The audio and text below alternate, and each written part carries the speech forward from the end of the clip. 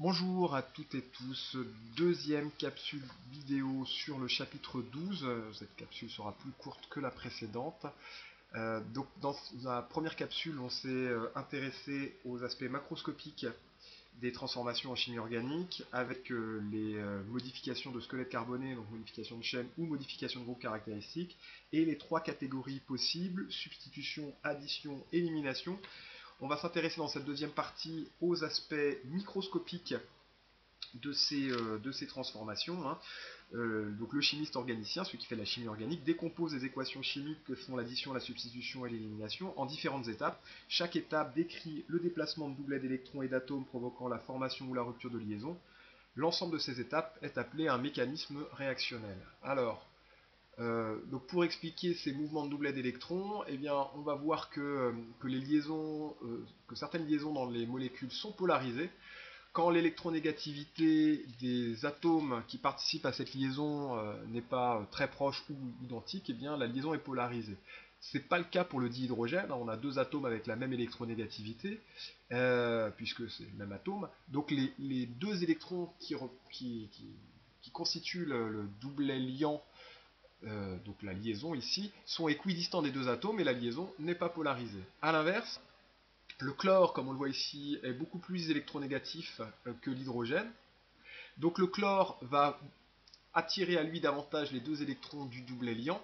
Il va donc se retrouver avec une charge partielle delta-, puisque les électrons sont chargés négativement, quand l'hydrogène, qui se fait partiellement dépouiller de ses électrons, lui aura une charge partielle delta+.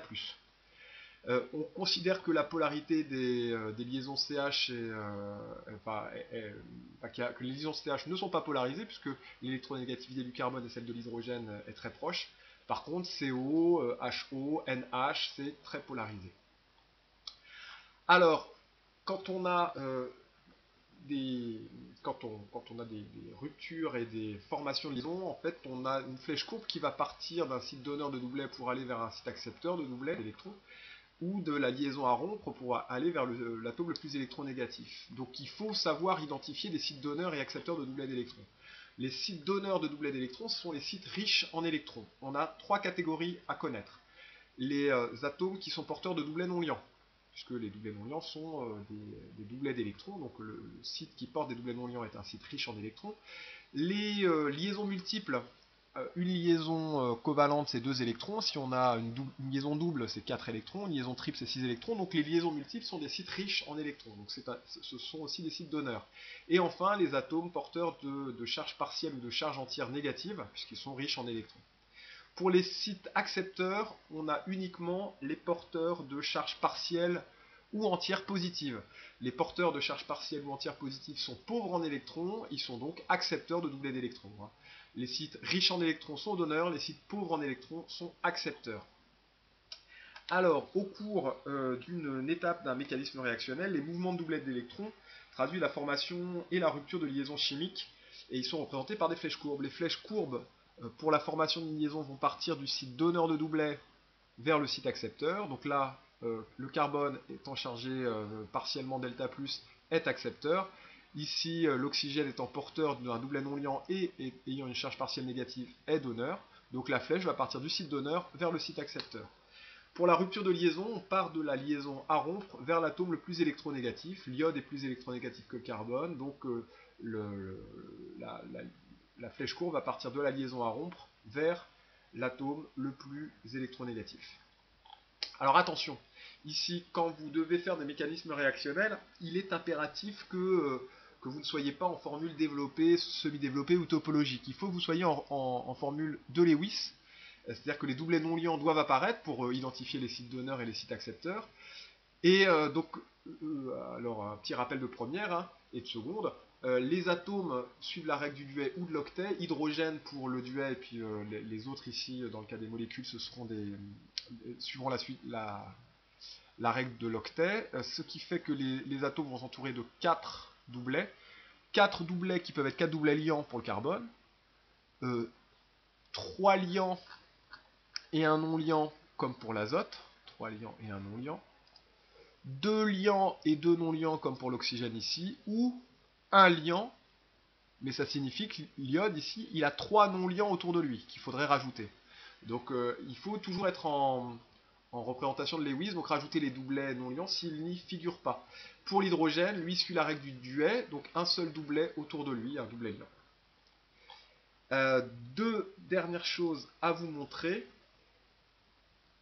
Donc le diaporama récapitulatif. Donc, on a parlé électronégativité et polarisation de liaison, représentation de Lewis, site donneur, site accepteur, et mécanisme réactionnel avec la flèche courbe. Quand on a une liaison covalente, on a un doublet d'électrons qui n'est pas forcément ce doublet d'électrons équidistant des deux atomes qui participent de cette liaison. Les atomes les plus électronégatifs attirent plus à eux les électrons. Donc l'électronégativité augmente quand on monte et quand on va de la gauche vers la droite. Alors quand on a une faible différence d'électronégativité comme pour carbone-hydrogène, eh bien la liaison n'est pas polarisée, sinon le plus électronégatif, donc par exemple B ici est plus électronégatif que A, donc il attire plus à lui les électrons, et il va avoir une charge partielle delta moins quand A aura une charge partielle delta plus.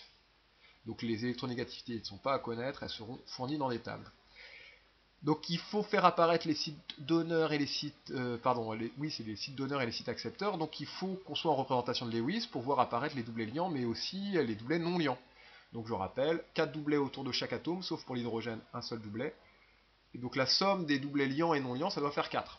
Si on a 4 liaisons, on aura 0 non liant. Si on a 3 liaisons, on aura 1 non liant. Si on a 2 liaisons, on aura 2 non liants. Si on a une liaison, on aura 3 non liants. La somme doit faire 4, sauf pour l'hydrogène, puisqu'il suit la règle du duet et non pas celle de l'octet. Et donc là, on a une seule liaison. Les sites donneurs, c'est riche en électrons. Donc soit delta moins ou moins, soit les doublets non liants, soit les liaisons multiples. Les sites accepteurs, eh bien, ce sont les delta plus ou plus, donc les pauvres en électrons. Le mécanisme réactionnel représente les étapes de la réaction chimique, ce qui se passe au niveau microscopique. On voit le mouvement des doublets d'électrons. Et la flèche courbe, qui représente le mouvement d'un doublet d'électrons, part d'un site donneur vers un site accepteur pour la formation de liaison, et pour la rupture, elle part de la liaison à rompre vers l'atome le plus électronégatif. Donc là, quelques exemples ici. On compare les réactifs et les produits, on voit que cette liaison-là est nouvelle, donc on a une formation de liaison. Donc la flèche courbe qui va expliquer cette formation de liaison va aller du site donneur de doublet vers le site accepteur. Le carbone est accepteur parce qu'il est plus, l'oxygène est donneur parce qu'il est moins et parce qu'il est riche en doublets non liants. Ici on a une formation de liaison entre ce carbone et cet hydrogène. Donc là, le site donneur, ça va être le doublet, l'un des doublets de la liaison multiple, vers le site accepteur, l'hydrogène, qui est chargé positivement. Et ici, on remarque qu'il y a une liaison qui a disparu, cette liaison entre le carbone et le brome. Donc la flèche courbe va de la liaison à rompre vers l'atome le plus électronégatif. Ça, je vais fermer. Ça, j'y reviendrai à la toute fin. Compétences exigibles. Alors, ici, pardon, je vais aller un peu vite. Un flash que vous pourrez ouvrir avec Internet Explorer, que je vous mettrai aussi sur le NT, donc qui vient de la Bolivie. On vous demande de repérer le site accès lors de cette réaction ici. Donc la liaison CO, enfin sur la liaison CO. Donc l'oxygène est plus électronégatif que le carbone, ça vous n'avez pas à le savoir, ce sera présent dans les données. Donc le carbone est le site accepteur, puisque le carbone va être delta plus et l'oxygène delta moins. Ici, il faut expliquer à l'aide de la flèche courbe la formation de cet oxygène ici et l'hydrogène. Donc on repère le site donneur, donc l'oxygène, puisqu'on a ici, puisqu'en plus il est delta moins, puisqu'il est plus électronégatif que le carbone.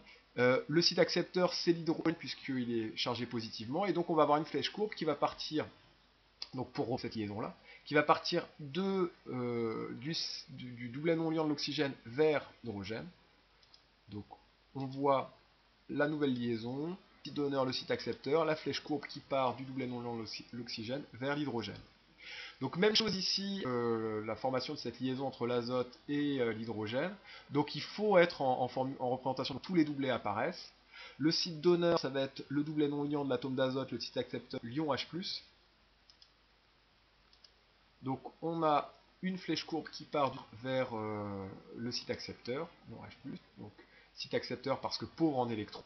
charge positive. Site donneur parce que riche en électrons, hein, doublet non liant. Partiel delta moins en plus. Là, vous devez expliquer la première étape de la réaction d'estérification. Alors, on voit qu'on a une liaison qui se forme entre le carbone lié au R1, c'est-à-dire celui-ci, et l'oxygène lié au R2, c'est-à-dire celui-là. Donc on va avoir une liaison entre cet oxygène et ce carbone. Le carbone va être accepteur parce qu'il est lié à un oxygène qui est plus électronégatif que lui, donc l'oxygène va être delta-, le carbone va être delta+. L'oxygène ici va être donneur parce qu'il est porteur d'un doublet non liant, donc on va avoir une flèche courbe qui va partir du site donneur, le doublet non liant de l'atome d'oxygène, vers le site accepteur, le carbone ici. Alors c'est ce qu'on observe ici, cette nouvelle liaison, le site donneur, le site accepteur ici avec le carbone delta+, et la flèche courbe qui part du doublet non liant vers le site accepteur, donc le carbone delta+. Alors là il faut expliquer chacune de ces réactions, de ces étapes intermédiaires ici. Donc on a une liaison entre l'atome d'oxygène et l'ion H+, cette liaison-là qui est nouvelle. Donc site donneur, le doublet non liant de l'atome d'oxygène, site accepteur, l'ion H+, parce qu'il est chargé positivement, donc la nouvelle liaison et la flèche courbe du donneur vers le site accepteur. Alors ensuite, ici, on a une liaison qui se forme entre le carbone et l'oxygène. On compare bien les réactifs et les produits. On voit que cette liaison, elle est nouvelle, elle n'existait pas avant. Donc, donc on va avoir une liaison donc, qui va se créer grâce à une flèche courbe qui va partir du site donneur vers le site accepteur.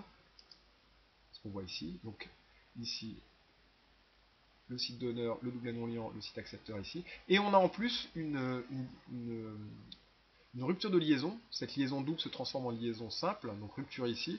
Donc rupture de liaison, c'est une flèche courbe qui part de la liaison à rompre vers l'atome le plus électronégatif. Donc entre carbone et oxygène, c'est l'oxygène le plus électronégatif. Donc liaison à rompre, flèche courbe, de la liaison à rompre vers l'atome le plus électronégatif.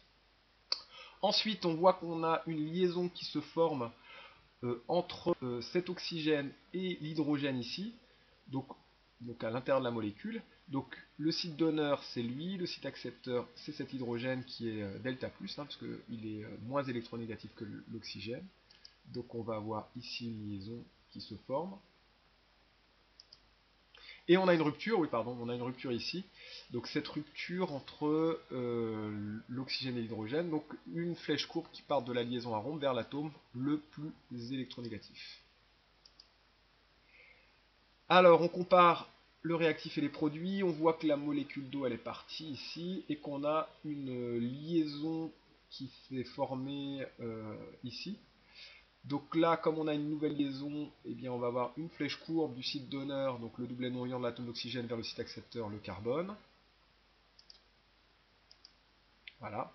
Et on a une rupture ici, donc on va avoir une flèche courbe de la liaison à rompre vers l'atome le plus électronégatif. Entre oxygène et carbone, c'est l'oxygène le plus électronégatif. Et donc c'est ce qu'on voit ici. Et pour terminer, on a une rupture ici, puisque l'hydrogène se retrouve tout seul.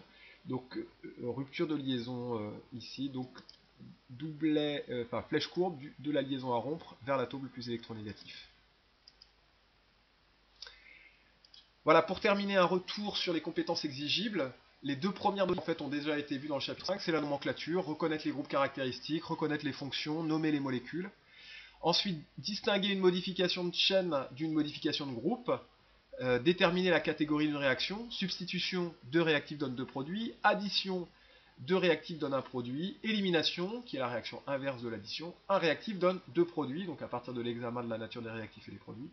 Déterminer la polarisation des liaisons en lien avec l'électronégativité, on vous fournit les valeurs d'électronégativité, donc le plus électronégatif s'accapare les électrons de la liaison et devient chargé partiellement négativement, quand l'autre atome, le moins électronégatif, se retrouve dépouillé d'une partie de ses électrons et donc a une charge partielle delta+. Identifier un site donneur, trois catégories. Donc pour les donneurs d'électrons, c'est les riches en électrons, hein. Delta moins ou moins, doublet non liant, liaison multiple. Accepteurs, c'est les pauvres en électrons, delta plus ou plus. Et être capable d'expliquer à l'aide du mécanisme de la flèche courbe et les formations ou les ruptures de liaison. Formation de liaison du site donneur vers le site accepteur, donc il faut les identifier. Et rupture de liaison de la liaison à rompre vers l'atome le plus électronégatif. Voilà, donc sur l'ENT, vous aurez les exercices à traiter pour la semaine prochaine. C'est des exercices sur le chapitre 11, la stéréoisomérie. Pour jeudi, vous revoyez, donc c'est marqué les quelques notions de première. Jeudi, vous aurez une petite capsule vidéo qui vous présentera le TP. Vous aurez l'énoncé du TP en PDF et le corrigé du TP également en PDF. Voilà, bonne journée et bon travail.